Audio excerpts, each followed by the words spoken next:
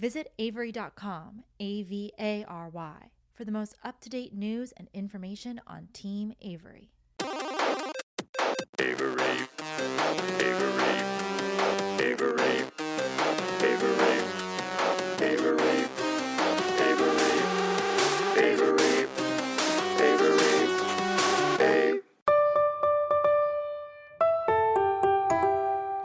This is The Gala Show. I'm your reporter on the beat, Gala Avery. On this episode, I've got two guests on the mic. A directing duo who specialize in high-tension horror. You'll know them from titles such as 2014's Delivery, 2016's Intruders, and their episode of Sam Raimi's anthology series 50 States of Fright, Grey Cloud Island, which you can find on Roku. Their newest film, Don't Move, is a horrific tale of a woman who encounters a stranger that injects her with a paralytic agent. She only has minutes to run as the agent takes over her body and leaves her vulnerable to his twisted visions. Believe me, this flick, produced by Sam Raimi, played on some of my worst fears. Today on The Gala Show, I have Brian Netto and Adam Schindler, also known as Type AB, on the mic. Hey, Brian. Hey, Adam. Hey, hey. Hey. How you guys doing? Fantastic. Good. So before I bring up the topic for today, I have a question for you. This is my favorite thing to ask duos when I talk to them. How did you guys meet? And then also, where did the name Type AB come from? I'll tackle the where did we meet question because that's quite easy. We met in fourth grade. No, really? You guys have known each other that long? Yes, we met in fourth grade in the back corner of Mrs. Flatguard's fourth grade class. Torkelson? Torkelson. Yeah, I figured. I was thinking it might be Torkelson. Yeah. And we used to just sit in the back of the classroom and talk about comic books and pop culture and whatever was going on. Yeah, I think our filmmaking bug hit probably like in fifth grade or the summer between fifth and sixth grade when we picked up a VHS camera in my parents' backyard and did the thing that most people did back then if they wanted to be a filmmaker. And went around in the backyard ripping off Child's Play movies and Robert Rodriguez movies, anything that we saw. Do you guys still have any of those movies? We have Absolutely. them all, and nobody will ever see them. Before we left to go make Don't Move, I showed my son. We made a movie, again, a Child's Play ripoff, but it was with a Cabbage Patch doll. So it was called The Cabbage Patch Killer. And I showed my son the video of that. And we left a couple days later. And then when we shot the film and we shot Don't Move in Bulgaria, my wife sent me videos of little movies that he was making after we left. And she sent me a video because my son has got a lot of anxious energy. And so how old is he? He's 9 years old now, but at the time I think he was 8. And he was sitting at the table, and she showed me a video of him sitting at the laptop and editing the film on iMovie himself. And she goes, he has not moved for 6 hours. And so the idea that he, saw our film and was like, that's not good. I can do better than that. And then he made his little movie and then taught himself to edit. I mean, with her help, taught himself to edit. Was incredible. It was great to see us being overseas, ready to make this film. And then she sent us a trailer for the movie because I guess that's a movie I would see.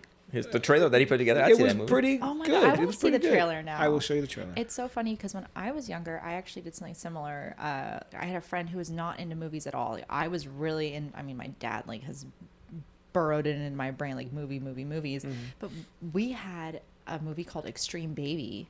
And it was like Jackass, but with a baby doll. Of course. And it was so fun. But I always wonder, because I don't have Extreme Baby. I think she does somewhere, and it's probably gone now. Gotta find it. But I always just think it was like Extreme Baby. I don't know why I was making Jackass with a baby doll. It's not my genre at all, but I was. Well, yeah, I want to see it.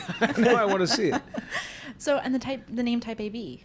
Yeah, I think we were, we work in genre, but, it's, our first film is kind of psychological horror, the second's the home invasion. We wanted something that conveys a genre name or a genre feel, and just also is a piece of us. So AB obviously is our initials.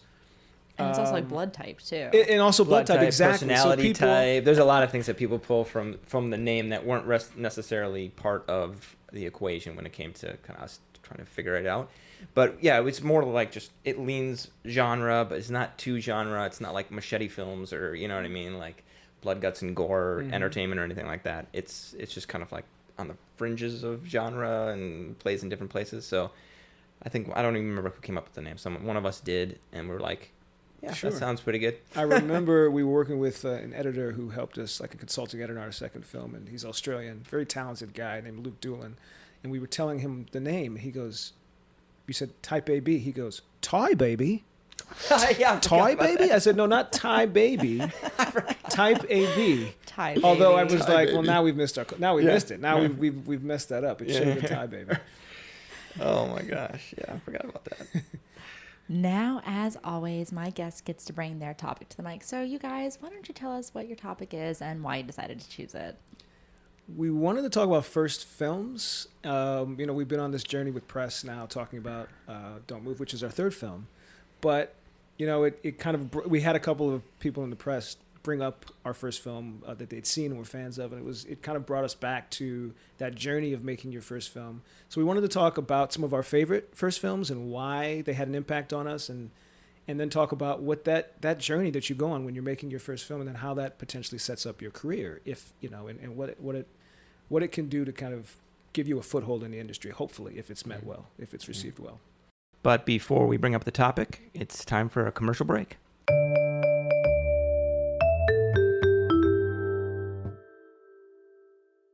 Back by popular demand, the Video Archives merch store is up and running.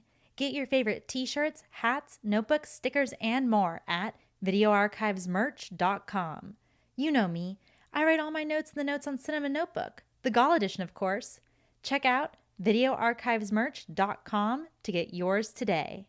This is Leo Skepi, and this is your official invitation to listen to my podcast, Aware and Aggravated. I discuss self-improvement beyond the surface level. I break things down psychologically, spiritually, and emotionally with some of the most unique and refreshing perspectives that I've ever found. And sharing them has changed so many people's lives already just from listening. I speak realistically with brutal honesty because that's what gives people the boost they need. A boost in confidence, energy, discipline, and overall acceptance and love for yourself. Everything is about to get better. So subscribe today. Aware and Aggravated.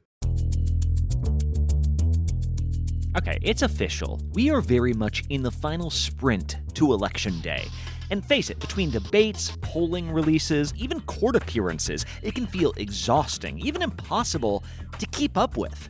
I'm Brad Milkey. I'm the host of Start Here, the daily podcast from ABC News. And every morning, my team and I get you caught up on the day's news in a quick, straightforward way that's easy to understand, with just enough context so you can listen, get it, and go on with your day. So, kickstart your morning. Start smart with Start Here and ABC News, because staying informed shouldn't feel overwhelming.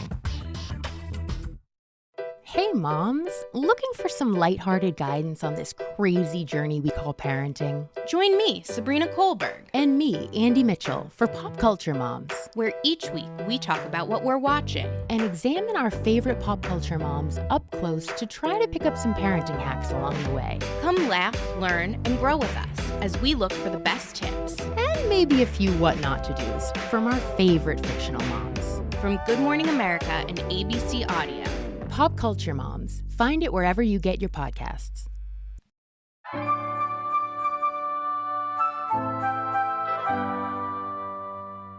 Hey, thanks so much for being a loyal listener. If you want to keep up with me off mic, make sure to follow me on Instagram at Gala Avery.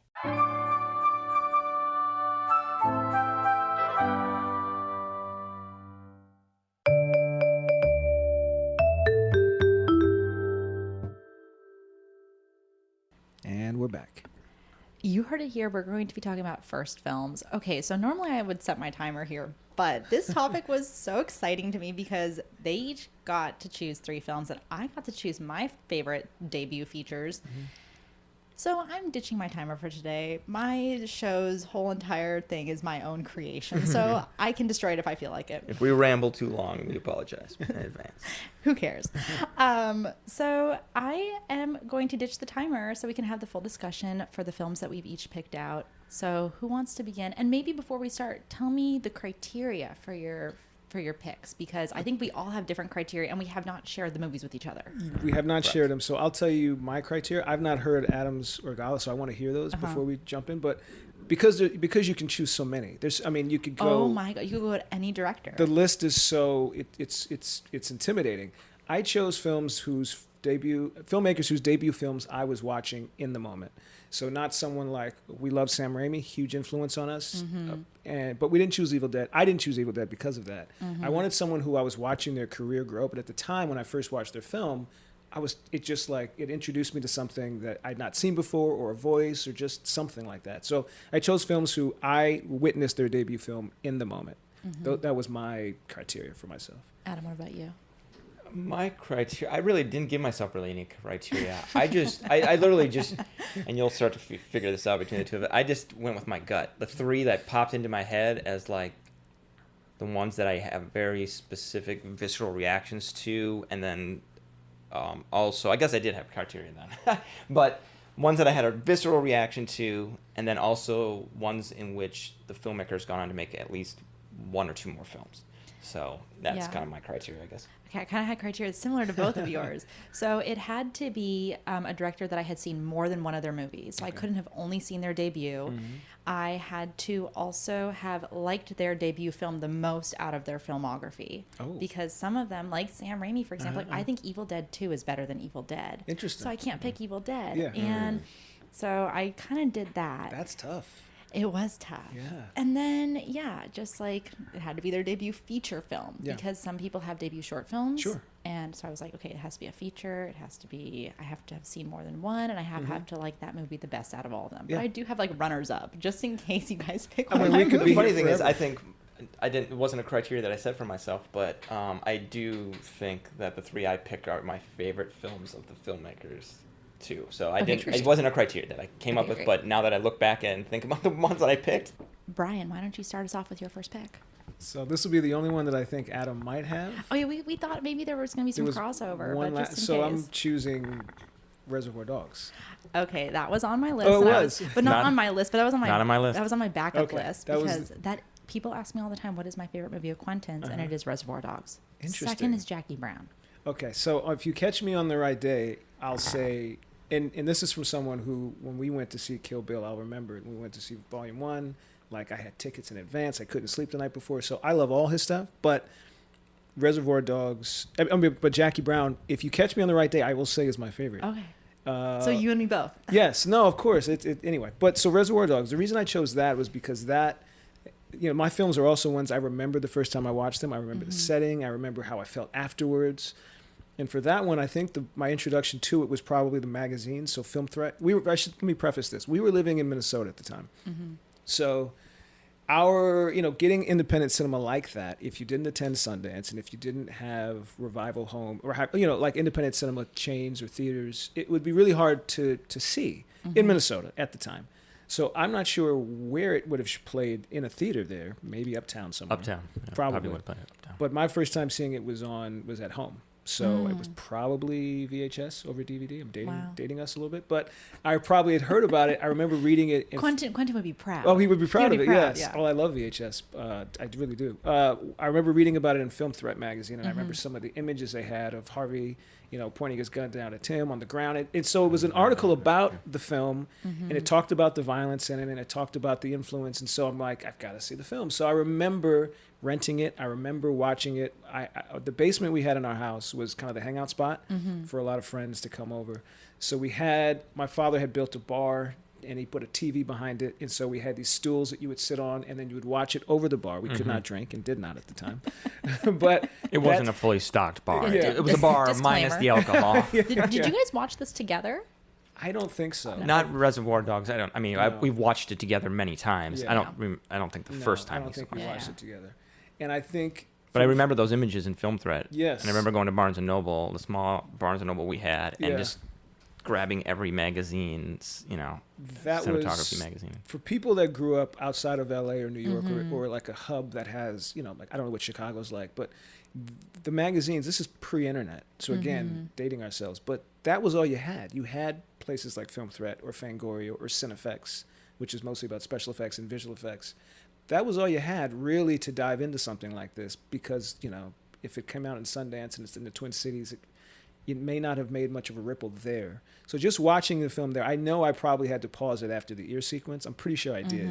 Because you're watching something that feels like, should I be watching this? What if my parents come down and they see I'm watching you've never this? seen anything like that. Yeah, You're just like, whoa. And then of course, I mean, just the feel of it, the swag of it. And I think we weren't as familiar with the films that he was influenced by when we first watched that. So the suits and the music, it was just like, what is this? It was so unique and so interesting, and 100% influenced. So singular. You just you were. And I think that's probably of the three films I'm choosing. I chose people whose vision for their first film was so like the voice was so strong, and I think a lot of times it takes a while for some filmmakers to figure out, like, what do I do? What is my voice? How do I tell stories? What sort of stories do I like? And you saw this film, and it was so confident in one direction. I don't remember anybody in cinema wearing, like the stuff that we watch, wearing ties and dressing in suits and Because it's so music. Hong Kong. Yeah, Sure, we, sure. I mean, we, Well, grew I up, mean, we the grew up the watching the City of Killer Fire. and John Woo movies Yeah. and Better Tomorrow and all Yeah. that. I mean, we would all sit around and just like eat those up. In the same magazines, Yeah. 100%. Yeah. Bullet in the Head and The Killer and Hard Boiled. I mean, Hard Boiled, of course. Yeah. But I mean, I then later the City of Fire references Yeah. and the homage and all that stuff. But prior to that, I do not remember seeing anything remotely like that. And then also the nonlinear story, the structure, which for us was also like, I don't remember seeing anything like that prior to that. Really hadn't. It's so funny. The very first time I saw Reservoir Dogs, okay, so fun fact, my dad was supposed to play Mr. Orange, the Tim Oh, Roth wow. character. Really? Yeah. And so when I'm watching and I'm like, oh, Tim Roth, spoiler alert to Reservoir Dogs if you haven't seen it, Tim Roth is the good guy.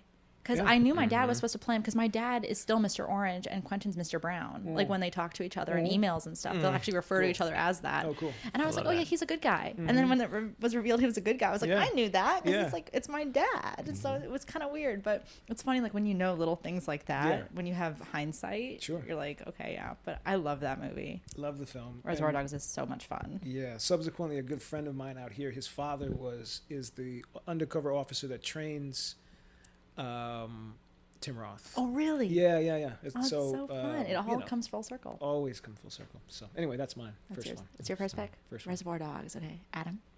All right, my first one, and this one, I see. Brian thought Reservoir Dogs, we were going to match that. We didn't. I think we're going to match this one. Okay. I'm going to go with Donnie Darko. Nope. Interesting. I like how now the game is kind of like, are we going to match? Are we Or like, gonna am I match? going Are to we get gonna yours? not? I'm going to say Donnie Darko. And I picked it. I picked it in a very similar way that Brian did, in the way that it's like I remember where I was when I saw it. I was with Brian when we saw that, and I remember the theater we were in. It We was were like, late. what was that? We were late to the theater. You Yeah, guys we were were late to the late. theater. It was one of those kind of like theaters where you get to like eat and drink in the theater, which was like, now it's Alamo Draft House and every theater is like that now, but that was in Uptown. It was very much not a thing back then to eat and watch a movie and drink a beer or whatever and watch a movie. And you know, for me it was the world building aspect of it. I had never seen, and I go back to that movie quite frequently still, just to try to wrap my brain around what he was able to do in that movie, because it's just a bizarre experience, but to make it all somewhat make sense, and to have the vision of like, and the music is like Brian was talking about with Reservoir Dogs. You know, I just have never seen anything in the soundtrack, and something that just felt so singular and so like only this director could have written this and directed this. And I still haven't seen a film after that had given me that kind of like bizarre kind of like, I want another movie in this world. Like, I want to see where these characters went, kind of a thing. You know, he did Southland Tales after that, and The Box, which, you know, kind of didn't feel as strong as Donnie Darko to me, and still feels.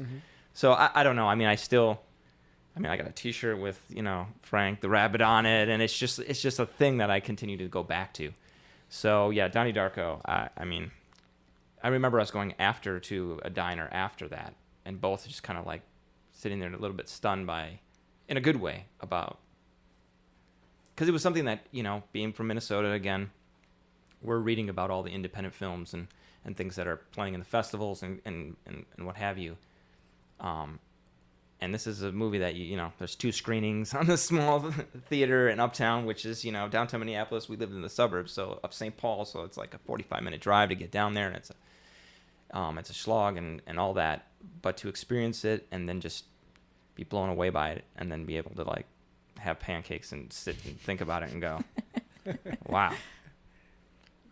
I don't know. I probably watch that movie 2 or 3 times a year still. It's also so culturally significant still. I go to this like boba shop, and it's like a job incubator for high school students.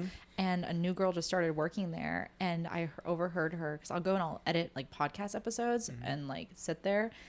And I heard her say, "Has anyone here seen Donnie Darko?" Literally yesterday. Yeah. And everyone's like, "No, what's that?" And she's like, "Oh my God, you have to see Donnie Darko." It is timeless in that way. I mean, the thing I'll add on is I remember the first time I saw it, I was frustrated by it in part because I was like, how did he do this? How was he allowed to do this? How was he able to do this? And I could not let it go. And I remember when we saw it, the next week it came out on video. And so I remember renting it and watching it twice afterwards. Wow. And I became unhealthily obsessed with the film. And when we first moved out to Los Angeles, I got an internship at a place called Gaylord Pandora Films. Yes. Wait, say it again. Gaylord Pandora. Gaylord Pandora Films. Which, if you know, you've probably seen on the you would recognize. You'll the recognize logo. it. You'll recognize it in the film. And so it was like 2 arms of a film. I forget the original one. It was. Wasn't Drew Barrymore like the producer? She was the one that said "you" in this script. She did, but Gaylord Pandora was like they came on like executive producers. Where I had an internship it was like split between more commercially minded films, and then Gaylord Pandora did more curiosity stuff like this. So I worked. My first film credit was as a post PA on a film called Grind, a skateboard movie, but the editor had done Donnie Darko previously and had a big Frank statue oh my gosh. in the corner of the office. So moving there, I mean, he was so annoyed with me. Every time I got a chance, I was asking him questions about how did this come together? How did this work? And just the process, because he was, just a couple of years earlier, he was cutting that film. But that film 100% has an impact. And I think the reason it still sticks, to your point, Gala, is that it really is the story of any teenager, primarily people that are creative, people that feel like outsiders. It is universal, and it works in any setting, and it works in any country, and it works in any time era, because even though it took place in I think the 80s, it still feels relevant now. And the soundtrack for that film, that wasn't the music that we listened to growing up. It was like 90s hip hop is where we lived, and to still have that soundtrack and just be like trying to search out the music, like I didn't listen to that kind of music, so I was blown away by how effective it was, how it made me feel. Pasting out over these images of just slow motion images of him riding his bike, and like it's visionary, that movie, I think, a little bit. And Brian always says, Richard Kelly, make more movies. Like he made a couple movies, and then he's a prolific writer. But I have read a number of. I mean, when I met people that worked at CA, so they gave me a bunch of scripts that he was working on. The stuff he was writing is insane, so incredible, so bright. I guess he writes fast. But he had done a script about a cow, a genetically engineered cow that could speak, that became telekinetic, and it was like a Crichton satire. Yeah. With all these team of people working in the orbit of this cow. It Bessie? was fantastic. Bessie? Yes. Bessie, yeah. I mean, for obvious reasons, they did not make the movie because it would have cost an arm and a leg. But like, brilliant. It's a cool idea, though. Brilliant filmmaker. Okay, let me see which one. Now we're focusing on you. Yeah. Okay. My first pick I'm going to pick from my list, because I got a bunch of them together. I'm like, just in case, I'm going to pick This Is Spinal Tap by Rob Reiner. Oh, wow. Because when I told my mom, like, oh, yeah, I'm picking Spinal Tap this morning, she's like, that's Rob Reiner's first movie? Yeah. Yeah, it's his first movie. And I remember, like, when I saw that, my mind was completely blown. Like, I did not know what a mockumentary was. Prepare yourself for Spinal Tap 2. I know, Aren't they right? isn't that coming out soon? Are they? Yes. I think so.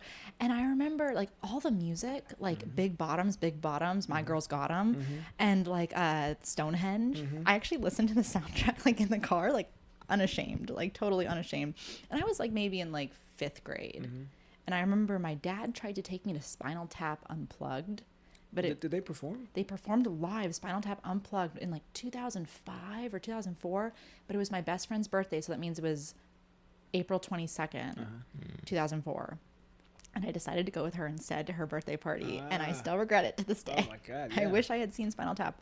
But it's just like the turn it up to 11 thing. There's so many things in that movie that are so iconic. And again, like I'll talk to these like fashion kids that like love fashion. I'm like, oh, your shirt font, it's a Spinal Tap font. And he's like, oh, I never knew that that's like what this was referencing. And just to think like that was the first movie of Rob Reiner. What did he do prior to that? I mean, obviously the acting. He did, but he also did. There was a short film, like a Spinal Tap short film, and then he went straight into Spinal Tap. And That's incredible. That's like it was so Was bonkers that to me. was the mockumentary or even the faux documentary? Was that a thing prior to that? I don't know. I know there's Best in Show, but I don't know if Best in Show came before or That's after. That's Best in after. Show That's- was Christopher. Yeah. Guest. Yeah. Yes. So yeah. maybe that was kind of like a totally new thing, but also the fact like I grew up loving the Beatles. Oh yeah. And so it's like the Black Album, the White Album, and the fact that it was like kind of a rip on the Beatles, but a hair metal band. And I Sure. would never listen to hair metal in my right mind. Sorry to all you hair metal fans out there. I know there's quite a Adam and I. okay, good. I would never listen to that like in my right mind, but I will totally listen to the Spinal Tap album. Like Stonehenge is one of my favorite things ever. Big Bottoms, like listen to what the Flower People say. Like I didn't realize until I looked at the list of like first movies how much Spinal Tap had influenced me. Yeah. I mean, and kinda weird. influence what came after. I mean, I guess you could even say with Sacha Baron Cohen. Similarly, I mean that the faux documentary, although that's a bit like more the kind of character work, performance- kind of a performance character thing. People that are just playing a fake individual or a fake band or something, and then just shenanigans. You know what I mean? Like Yeah. fake that's- character, like a Charlie Kaufman sort of thing. Yeah. Yeah. Not Charlie Kaufman, Andy Kaufman. And yeah. You know what? I'm going to throw it back to Adam. So we Ooh. don't give you a little heads up. No problem. Okay, I'm gonna go with Ex Machina. Okay. Good one. So I actually have not seen Ex Machina. Oh, you haven't? What? No, I Okay. know. It's one of the movies. After this podcast, she's gonna put it on, and we're gonna I'm sure watch you have it. a list of. I mean, you probably have a list a mile long of films that you I have want a- told to watch and haven't had Yes. time to. But it's funny though. Some of my greatest friendships are bound together by the fact that people have told me to watch movies and I have not yet seen them. I'm like, I fear the day that I watch Hardcore because I have a friend like 2 years ago told me to watch Hardcore and not I seen told it him a movie to watch and he watched his and I did not watch mine. And so every now and then he's like, "Did you watch Hardcore yet?" I'm like, I'm worried that the moment I do, our friendship will end. I get it. Because you're afraid you won't like it. No, I think I'm gonna love it. Oh, you think you'll I think love I'll it. love Hardcore. Okay. It's like the perfect movie for me. But Ex Machina, what about it? Sell me on it. We're gonna have to talk around spoilers here because you don't want to go into. I don't know how you can really I mean, spoil that I mean, movie really, but also, if I haven't seen it by now, I'll still. No. I'm You have to. You go You have have to to. watch You this have to movie. watch it cold, really. Yes. yes, I you have think to so. watch it. So we'll dance around spoilers. What It's not did really- What did he do after this though? He did after this. He did. Annihilation. He did I've Annihilation. seen Annihilation. And then he did Annihilation's Men, good. and then he just did Civil War, Okay. which if you haven't seen, it blew my mind too. Yeah, Ex Machina, everything about it. It's one of those movies where I watched it and I said, "Oh yeah, this is somebody that's just working at a higher level than I think I'll ever get at." You know, it's one of those things where you're just like, everything is perfect. Mm-hmm. The framing of every shot. He also wrote it, so I mean, obviously he's written a lot of things, but the writing, the directing of the actors, the performances, again, the music is a common theme now. I'm guessing is the music in it, the simplicity of it, but also how highbrow and high level it was. And it was genre, but not really genre. It was drama. It was. It has it all. It literally, for me, it has it all. And it's one of those things, one of those films where you go, damn, I wish I would have thought of that. You know, the idea is not. We've seen, you know, the singularity. Like we've seen that in movies. Like that's the first time I've ever seen a movie like that. And it's everything that I would want to make, like magnum opus. Like that's, you look at that and you just go, yeah, that's a top 5 movie for me, probably. Yeah, it feels like, I think that's the definitive film on AI from the last 15 years or so. Just because I think the conversation is no longer what will it look like when AI have, you know, now once that you see that film, you go, all right, they've already talked, they've They've already done that. And covered they've done that. it better than Now anybody the could question ever is do, so. integration. You It's- think even more so than her?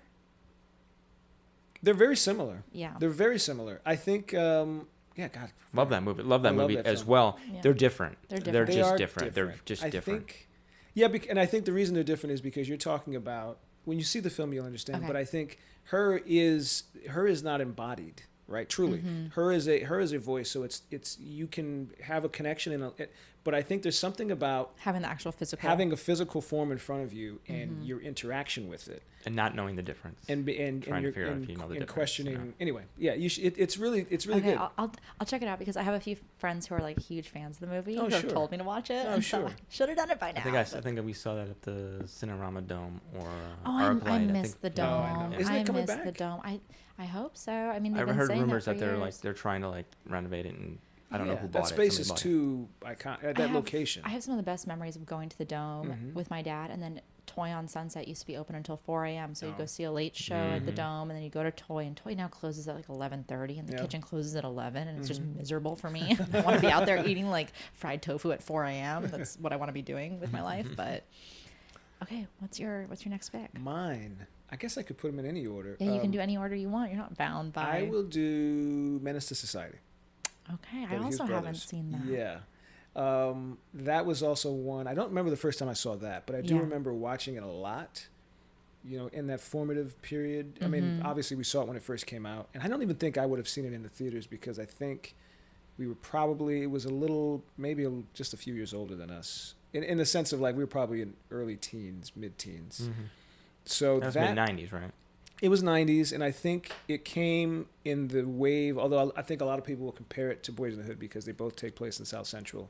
But Boys in the Hood, I think the message of that film, like there is a message of hope in a lot of that film, and I think also it's a dramatic film that does not have a lot of technical flourish. Yeah. Whereas the Hughes brothers in Menace to Society, I don't think. I mean, and in the wake of Boys in the Hood, there were other films that came out that people were thinking, all right, we need to cash in on the Black experience in the inner city, Yeah. and let's just put out. And I'm sure there were other films in there that were interesting and good, but I think it is a bleak movie, and the characters in it are not in an upward mobile trajectory like you might see in Boys in the Hood. You know what I mean? In Boys in the Yeah. Hood, you're seeing people that are striving towards maybe, a way out, or how can we? And in Menace, it's more cynical, it's more bleak. Wow. The filmmaking is gorgeous. I mean, gorgeous. These guys are so talented, both of them. And I think it just struck me. It felt like Scorsese in that way. Like Yeah. it had that level of craft that you would see in a Scorsese film, but in an environment where you hadn't seen that craft. For me, to date, I hadn't seen it. Yeah, I feel I had more craft than Boys in the Hood. Yeah. I mean, I love Boys in the Hood and John Singleton. Yeah. Yeah. But yeah, I agree with that. That's actually a really good commentary on it. I think Scorsese in the Hood is really interesting. It's that. I mean, I Yeah. want a movie now called Scorsese in the Hood. I'm not I'd be going first in line for that. I was going to say, if anyone had a good Scorsese impersonation, it'd be a good time to bust it out. But Not me, no, I not don't. it. No, not I'm not it. doing I that. do not. Mhm. But, this is being recorded. I'm not doing Yeah, that. on Scout's honor. Yeah. But that, and then also, I think at that time, the theme of, if you look at what Reservoir Dogs was, I think at that time I was very much into, you're watching studio films, you're watching commercial films. Well, I think New Line put that out. So, I mean, it technically was a studio film. But I think you're watching but still, films. it was different than what the studio film at the time was. 100%. And the where it goes and the way it wraps up, it's just, I think I was seeking those things out at that time, where I wanted to see something that was counter to the studio film experience, where again, it ends on a hopeful note, or it ends on a note of like characters having an arc and changing. And I think that, if we want to also bring it to Scorsese's characters, you look at Goodfellas, you look at Mean Streets, these characters are kind of like, they're a product of their environment, and they don't have any interest in changing in a lot of They're ways. not necessarily likable characters. Yeah, They're they're watchable. interesting. They're watchable. Sure. That's a good thing. 'Cause Yeah. you don't have to be likable, but you have to be You watchable. have Watchable. to This is be what we always watchable. say. You don't have to That's- be likable. yeah. You just have to be watchable. That's for the stuff So I mean, in that And way, interesting. And interesting. interesting. And so in that way, that has a huge impact on us. But I think for us also, we were just learning film language and the use of the camera, the color, the music. It's gorgeous. It's a gorgeous film. Okay. My second one. Okay, you know what? I'm gonna go with Perfect Blue by Satoshi Kon. I've not seen it. Oh, you haven't seen I it? haven't seen it. But I've so not sell- seen it, so so this is sell gonna us be on it. interesting. Yes, Okay, so first off, I think Satoshi Kon is just a master in general. I'm Okay. not sure if you're familiar with his work, because people normally, when they talk about anime, talk about Ghibli, Okay. and specifically Miyazaki. But I'm a Takanaka fan, so it's a whole other story that I could go into with that. But Satoshi Kon, Perfect Blue is a very... When you think of anime, you normally think of children. Do not show your son this. This is Okay. a very adult film. It has the most intense rape sequence in it I perhaps have seen in any movie. Wow. Oh, wow. She is an idol who is being stalked by a fan, essentially. wow. And so his work, though, is also just kind of taken and aped. Like Aronofsky took shot for shot Sure. from Perfect Blue, like the bathtub sequence. Oh, really? And then also... In which film? Aronofsky? Which film is it? Is it Requiem? Requiem. Okay, so, got yeah, it. so Okay. Requiem, the bathtub sequence where she's like screaming in the bathtub. People used to say that he licensed that, but actually he did not. And then Inception took from Paprika, the hallway sequence where the hallway is like moving and Okay. stuff, because that happens in Paprika. But Perfect Blue is... All of his movies are so good, but just the creativity that he It's has. anime, though. It's It's anime. anime, It's yeah, okay. animated. The creativity that he has in his animation of kind of this surrealist world that he builds is so good, and it sticks with you. And it's like a quintessential for anyone that loves animated movies. There's a few directors, like, of course, like you have to watch Rankin Bass, you have to watch Bakshi, you have to watch those Miyazaki movies, you have to watch all of the above. You have to watch Satoshi Kon. And his final work that he did is this manga called Opus. And it is like the most Bret Easton Ellis thing I have ever seen from like a not Bret Easton Ellis, because he's writing it and it's about one of his characters, essentially like Lunar Park, coming out of the pages to come and kill him. Oh, wow. But he dies in the middle of making the manga. And so the last few chapters where the character comes to kill him are just rough sketches, and they've released it. But his work is so brilliant in general, and I feel it was completely underappreciated when it came out. Of course, since he's passed away, there's been a huge reevaluation of it. It's like in the modern zeitgeist, but Perfect Blue is so good. I watched it though with my dad, my brother, and my godfather. Oh, wow. And I'm sitting there like, oh my God, this is really intense. And so it's like a psychological It's thriller. a psychological thriller, but anime it's form. in anime. Wow, that sounds Yeah. cool. It's really good, And you guys. when was it made? It's sometime in the 90s. Okay. But he also did another movie, like Paprika is so good. Paprika is kind of the one I would recommend to people. Like if they haven't seen one of his movies, start with that one, even though it's not his first film, because it's a lot gentler. And then also he did a really good one called Tokyo Godfathers. He did a short film in a film called Memories.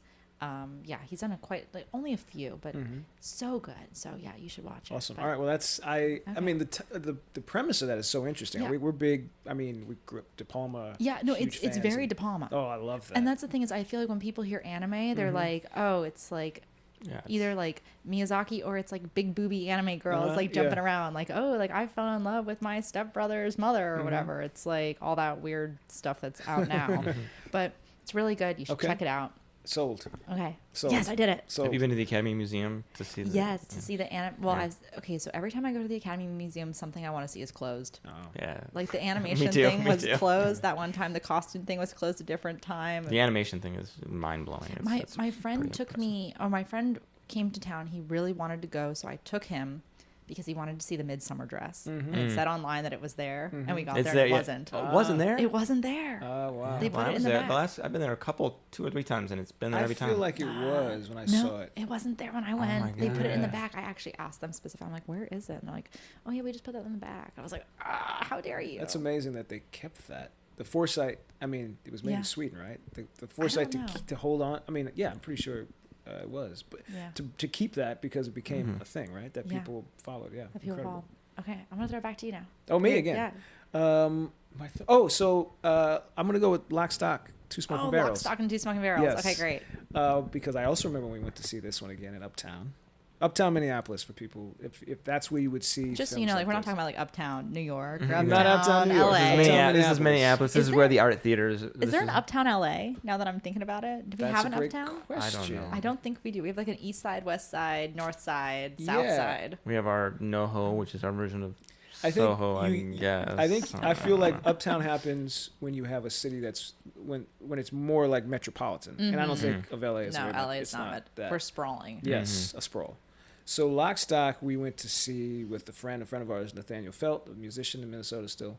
Lunar Mud. There's a little plug. Yeah, and It's an independent. I think I'm a fan of what Guy's done subsequently, but I think when we went to see it there, I don't even know what we were sold on initially. I don't remember why we went to see it, but I remember thinking, okay, the energy, the kineticism. I mean, again, his camera. I know he gets lumped in with people that followed Quentin, and I think people like to think, well, his stuff is. Oh, but he's so different. I think so too. I think so too. I mean, I think his dialogue pops. So between that and the crime genre, I think he gets lumped in with that. But I think his skill as a filmmaker, just on a technical level, and just the performances, it's like people know. It's like the way people know that they're in a Yorgos Lanthimos movie, like they perform a particular way. They do that in a Guy movie, in a Guy Ritchie movie. But this was his first movie, so how did they have that level? Like, it's so spry. Everyone is on their toes, and they're just firing dialogue back and forth. The editing, the camera work, again, I think on a technical level, it just blew us away, and it was just so damn fun. Yeah, and it is a really fun movie. And I just remember thinking, like, that had a big influence on us, because I think for us, we were, again, this is kind of our formative period where we're just watching people, and then obviously what he did subsequently. Even the stuff that people might consider lesser Guy Ritchie, if it's in this genre, I can't get enough of it. I love the ensemble. I love running around London. I love the crime element there.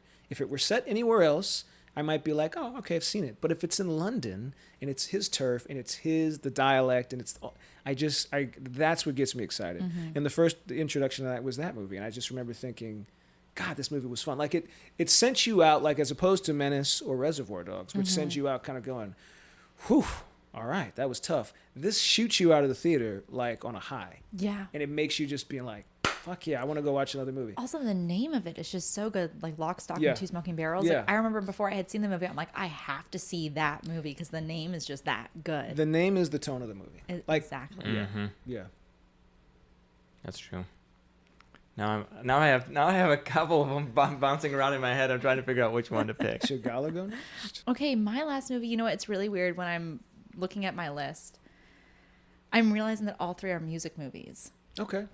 My last one, I think, is the best first movie ever made, which is I Want to Hold Your Hand by Robert Zemeckis. Have you seen I've that? never seen that. Oh, And we love my Robert God. Zemeckis. Yeah. And we are huge Robert Zemeckis My fans. God. It is about it's my second Beatles movie. Okay. It's about a group of kids who want to go see a Beatles concert. And so it's like their whole entire day of like going to see the concert, and the way that Didn't they just re-release this? they might have. I think But I the way read that something he recently where weaves they're re-releasing this. Yeah, the too. way that he weaves in the Beatles footage to make you think that the Beatles are there, and the way that he shoots the concerts, because it's like people pretending to be the Beatles, but then he'll have a TV go over their face, so you can't actually see, but it'll be the real Beatles face. And so it's like you think the of way- that, and then you think of Forrest Gump. I mean, he does Yeah. that in all his movies. And he does that in where- all of his movies, and it's a first film, and I think it is a perfect first film. Why did I not know that was his first movie? I know, had and that's no the weirdest clue. thing is like you don't recognize it as a first film, but this movie, everyone should see it. When I saw it, my mind was blown. I forget what year it came out, but it usurped my favorite movie that year. I was like, Okay. this is automatically a better movie. Okay. I was like, it's so good. The acting that he gets from the kids and like the teens that are in it, and it feels just so raw and real, and it captures Beatlemania perfectly.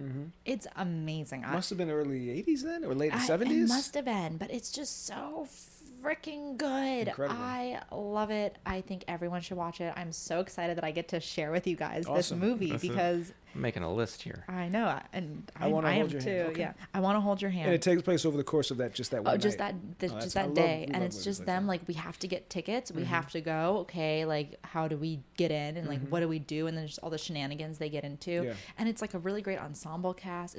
It's so fun. We're big fans of movies that take place over one day, or in the case of Don't Move, take place over a couple of hours. Yeah, no, speaking of Don't Move, that was Yeah. great that it literally like you can kind of feel the time because Yeah. you're experiencing the time while she's experiencing. Yeah, we're it. huge fans of that. So Yeah. I'm writing that one down. Yeah, I'm yeah. gonna watch that this Okay. weekend. Did you Sold come up with again. your movie? Because if you didn't, I can share Rogers. If you still need some Oh, more time, well. but he might. No, take, I know what it is. I know Okay, what it great. You is. should do I it know what then. it is. But I'm we gonna should go also with. share I will Rogers. share. I will share. I'm gonna his. go with maybe Shaun of the Dead.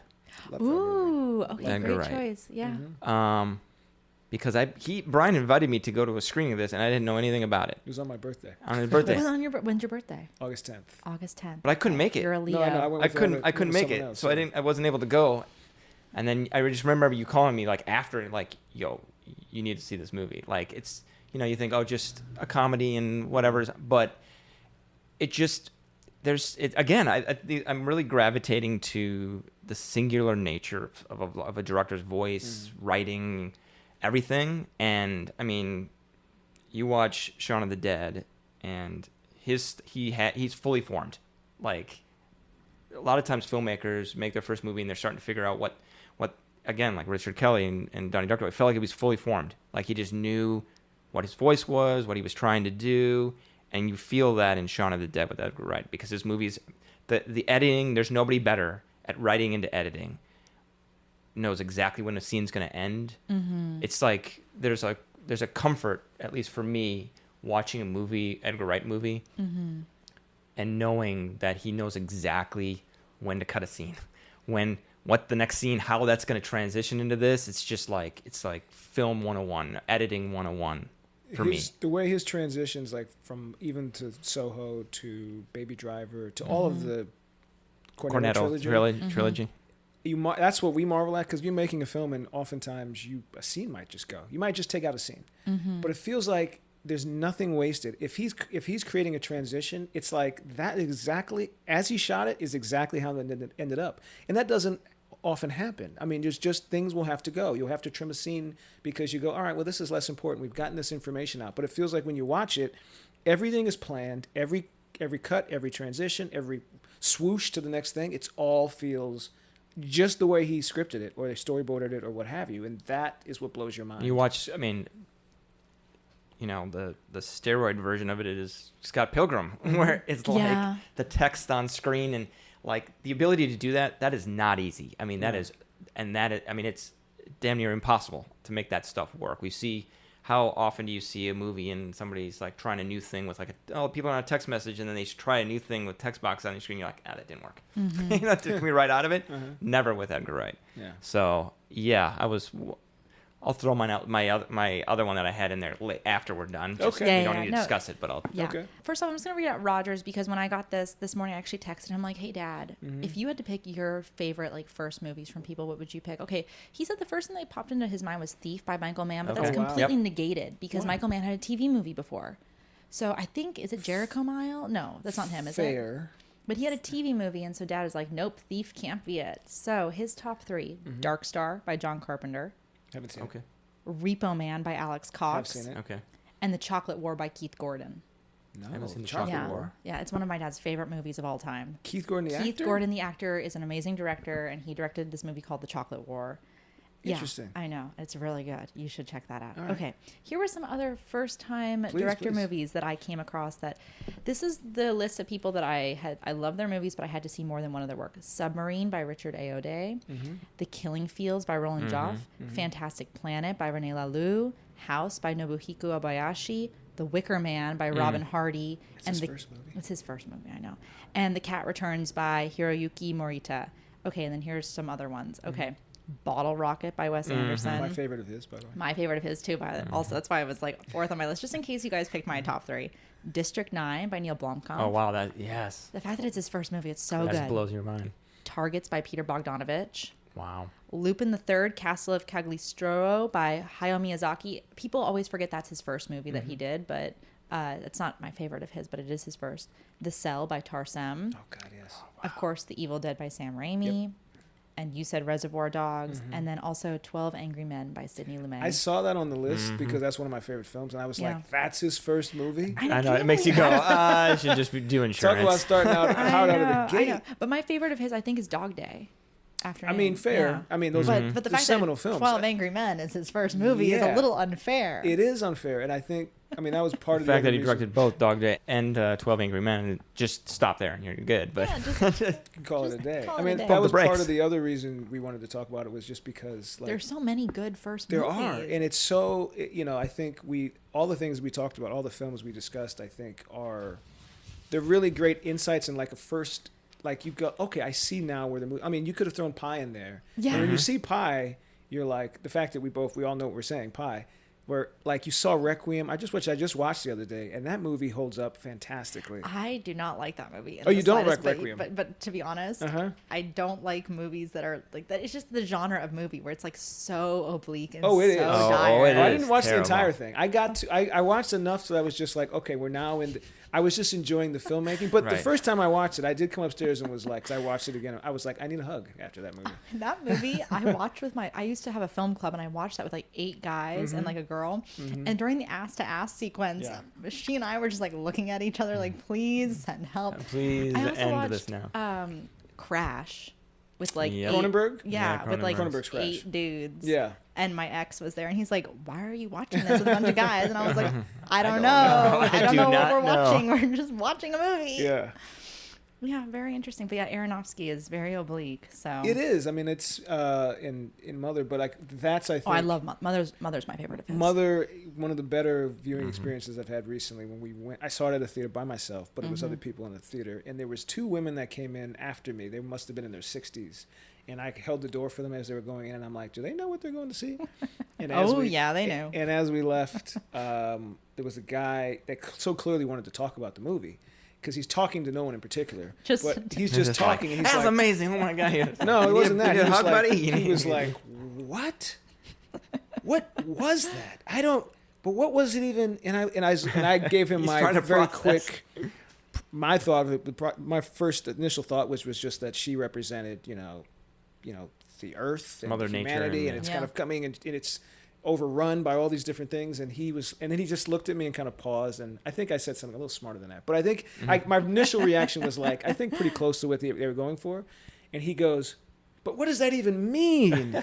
And I was like, that's awesome that he saw this movie. Clearly didn't know what he was getting into. I don't think anyone knew what they were getting I into. don't think anyone knew. And then later just wanted to talk about it because that's the greatest feeling when you've made something that people they don't just go cool and then they leave and go what's for dinner, but they're like, Let me think about it. yeah, let me either think about it or I didn't like it for these reasons or I did like it for these reasons. That's the thing is I always say that I don't care if I like a movie or dislike a movie. What I care about is that I have something to talk about. Yes. And Right. so more often than not, I won't like a movie, but I'll be able to talk about it at dinner afterwards. Sure. The worst is when you're sitting there and you have nothing to say. It's the Yeah, you're absolute just worst. like- Like, Right. yeah, it was just- fine. Yeah. Or like, I'm not going to remember that. Right. Well, I think that's the Let's fear. even, the thing that you Unmemorable? yeah, like it's just like you just saw it, and I think the things we all talked about Yeah. today, all of them took chances, right? Like, Yeah. or either in the way they were made, they're made in an unconventional manner, like they have a unique style or voice, or the subject matter or whatever, because that's the only way you puncture. I mean, you get to the zeitgeist, you get people talking about it. It's memorable. There's so many other things. There's so many things that are made that you just kind of see it and shrug and go, "That was fine." Yeah. And you just would hate to be, sometimes it happens, but you hope to make a mark when you're Of making course something. you do. When you're making art, yeah, you hope to. That's our goal. So what was your last movie? I was gonna say Get Out, Oh. and because just the way that it kind of changed Everything? changed everything really, It did really and change. the way that Jordan Peele was able to kind of just like rebrand himself, you know what I mean? Like from from Key and Peele to from Key and Peele to this, and all of a sudden being like now he's like this the horror guy, and just to be able He's a brand now. yeah, he's a brand, and just the way it was like, yes, you can make a fun horror film, but have something to say at the end of the day, and it's exactly that's it's the dinner table conversation afterwards that it's like, what is it? Oh my gosh, what is this and that, and then how. I'm white, Brian's black, and like how we could perceive that movie completely different ways, and Brian's pulling things out of the thing and explaining things to me that I don't pick up as a white guy, like this and that, and I just think it starts a conversation, but then it's also just kind of stuffed in this fun, which is we work in genre, so it's stuffed in this like genre package that maybe makes it accessible to everybody a little bit more. Or... It's definitely a unicorn movie. But Yeah. and it did change, like the way Paranormal Activity changed. Not so much content, or I mean the not so much the sort of stories that were told, but the size. Yeah. I think Paranormal changed it so that you could The go, viability all right, of it, let's yeah. go make. We don't have to spend this much money You on can it. We just make a cool little I mean, our small movie. first movies came right on the tails of Paranormal. We came up with the idea before Paranormal Activity, but Delivery came I mean, directly on the heels of when it came out, and It was a $48,000 movie. influenced a lot of how we did that movie. Yeah. Just Wow. based off of like, we actually spoke to Oren about how he made Paranormal Activity. Yeah. And, you know, and just taking little tidbits of information and kind of turning it into our own. But yeah, I would have said Get Out, but That's a good one. It really did It change. just- But there's so many good ones. That's the I know. I was just problem. like, I'm just looking at I here, like, know. I'm I looking just at my named DVDs I and going, named like, so what could it many be? of them, and they're all really good movies. Yeah. But okay, that's all the time that we have for today. But Brian, Okay. Adam, is there any final thought that you guys want to share with the audience? Well, thanks for having us. This Oh, was you're welcome. this was really cool. It was We've a been blast. doing- We got to do this again sometime. we've This been is really fun. doing a lot Yeah. of press talking about our film, which we'll Plug. Yeah. It's called Don't Move. It comes out October 25th on Netflix. It's a really fun genre exercise that means a lot to us, and you know, Hopefully it has you talking at the dinner table Well, afterwards. I can't wait for my friends to see it because Yeah. literally last night they were at the screening of Honora. Okay. And I was watching Don't Move, and I literally like texted them. I'm like, you guys have to see this movie when it comes out on Netflix because like I want to talk to someone about it because it is so scary. The idea that some guy could corner you the way that he does with his vehicle, because it could totally happen in a parking garage. I'm very aware as a woman in parking garages Yes. when I'm alone. yes, And inject you with a paralyzing agent that you don't realize is taking over your body when you first fight back. And how are you going to get out of it? And just the brutality of a lot of the sequences. I don't want to give anything away. I'll tell you off mic. Yeah. But the brutality of a lot of sequences and just some of the things that happen in the movie, I was so invested and the ending was perfect and just everything about it. So I enjoyed myself. And that means a lot. That means a lot can't- because that's what we that's what we because went you out watch a and lot tried. and you have Yeah. You watch and a lot, have it means a lot, and you yeah. have good taste. Thank you. Thank you. Thank you. I'm going to have even better taste now that I'm going to watch some of these movies that I hadn't caught before. That so would be great. thank you so much to my guests, Type AB, Brian and Adam, for coming onto the show. If you'd like to, do you guys have like social media to keep up with you guys? We do. I'm not. Yeah, I mean, my Instagram is Adam Patrick Schindler, my full name, and you know, or they can go to our website typeabinc.com, which has got our little It's a click Cliff, the the Cliff Instagram. Notes version Yeah. of us. Mine is, I think, Networks, NETTWORXX. That's I my like that. Instagram. But yeah, they can find us. Keep up on the gram. Yeah. Got to stay on the gram. That's what we usually use is Yeah. Instagram. It's- Yeah, same. Yeah. And also make sure to check out Don't Move, which is streaming on Netflix starting October 25th. I'm Gala Avery, and this has been The Gala Show.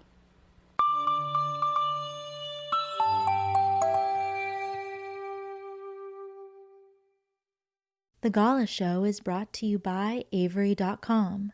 This episode was executive produced by Roger Avery and produced by Gala Avery. Music composed by Andy Milburn.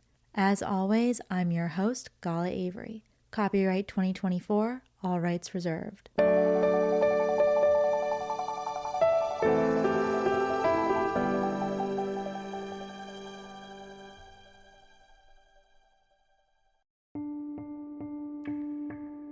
Despite me sharing the same last name with this charity, I don't have any affiliation with it, besides the fact that the issue is very near and dear to my heart. Did you know that in the United States, 2.7 million children currently have a parent in prison, and it's estimated that 10 million children have experienced parental incarceration at some point in their lives? I was one of these kids, and as an adult, I am really grateful to be able to give back to Project Avery. Their mission is to build leadership from within by supporting community through programs such as mentoring and outdoor education, and also to remove the stigma surrounding having a parent that's incarcerated. You don't have to feel alone. If you know a kid who could use these resources or would like to donate money or time to the charity, please go to Project Avery, that's AVARY.org, to check out what this amazing charity is all about. Again, that's projectavery.org. Thank you guys from the bottom of my heart. Stop by O'Reilly Auto Parts for the power, performance, and reliability of a new Superstart battery. Visit O'ReillyAuto.com. O'Reilly Auto Parts. At the UPS Store, we know being a small business owner means holiday time is still go time. Still get those orders shipped time. And still re-up on stamps and supplies time. That's why this upcoming holiday, while others close up shop, we'll be open. And happy to help you keep being unstoppable. Come into your local store today. Most locations are independently owned. Product services, pricing, and hours of operation may vary. See Center for details. The UPS Store. Be unstoppable.